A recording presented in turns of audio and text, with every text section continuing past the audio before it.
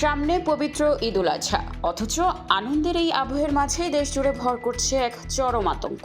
চুরি, ছিনতাই আর নৃশংস হত্যাকাণ্ডের গ্রাফ যেন হঠাৎ করে আকাশচুম্বী। বিশেষ করে একের পর এক শিশু ধর্ষণ ও হত্যার ঘটনা কাঁপিয়ে তুলেছে বিবেককে। ফাঁকা রাজধানীতে ঈদযাত্রা ও নিরাপত্তা নিয়ে এখন চরম শঙ্কায় সাধারণ মানুষ। রাজধানীর পল্লবীতে 7 বছরের শিশু রামিসা আক্তারের ধর্ষণ ও হত্যার ঘটনা পুরো দেশকে স্তব্ধ করে দিয়েছে। এই নৃশংসতার বিরুদ্ধে ক্ষোভে ফুঁসছে সামাজিক ও নাগরিক সংগঠনগুলো।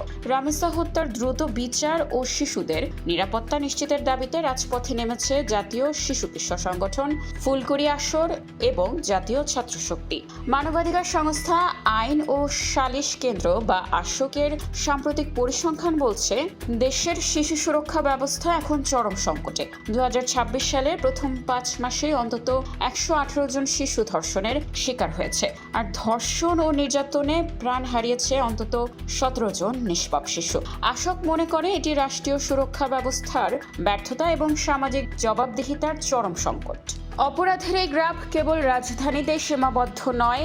গেল মাত্র 1 সপ্তাহে দেশের বিভিন্ন নদী থেকে 17টি মরদেহ উদ্ধার করেছে নৌ পুলিশ।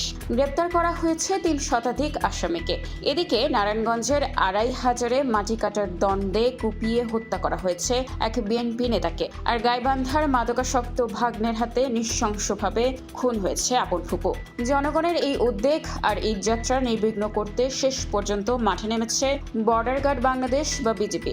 রাজধানীর নিউ মার্কেট, এলিভেটেড এক্সপ্রেসওয়ে সহ সাভার, নবীনগর ও গাজীপুরের মতো গুরুত্বপূর্ণ ও যানজট প্রবণ এলাকায় বিজেপি মোতায়েন করা হয়েছে। নির্বাহী ম্যাজিস্ট্রেটের ভ্রাম্যমাণ আদালতকে সহায়তা করতে ঈদের পরবর্তী 3 দিন পর্যন্ত মাঠে থাকবেন তারা। নিরাপত্তা বিশ্লেষকরা বলছেন, ঈদের এই সময়ে অপরাধী চক্রের তৎপরতা বাড়ে। তাই শুধু টহল নয়, দরকার কঠোর ও স্থায়ী আইনি প্রয়োগ।